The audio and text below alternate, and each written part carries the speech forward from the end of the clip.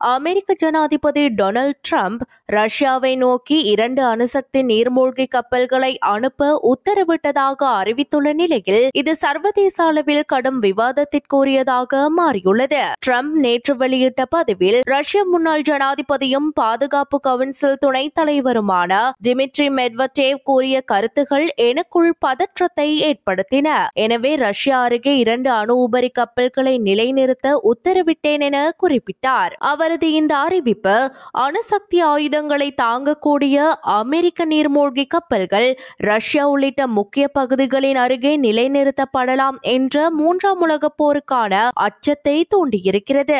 இந்த நிலையில் ட்ரம்பின் உத்தரவுக்கு பதிலளித்துள்ள ரஷ்ய அரசு, அமெரிக்க நீர்மூழ்கி கப்பல்களின் இயக்கங்களை நாங்கள் தொடர்ந்து கண்காணித்து வருகிறோம். இந்த உத்தரவு தேவையற்ற மோதலுக்கு வழிவகுக்கும் என தெரிவித்துள்ளது. இது குறித்து கருத்து வெளியிட்டுள்ள ரஷ்ய பாராளுமன்ற உறுப்பினர் விக்டர் வோடோலாட்ஸ்கி, உலக கடல்களில் ரஷ்யாவின் அணுசக்தி நீர்மூழ்கி கப்பல்கள் அமெரிக்காவை விட அதிக எண்ணிக்கையில் உள்ளன. ட்ரம்ப் குறிப்பிடும் கப்பல்கள் எங்கள் கண்காணிப்பில் ஏற்கனவே உள்ளன.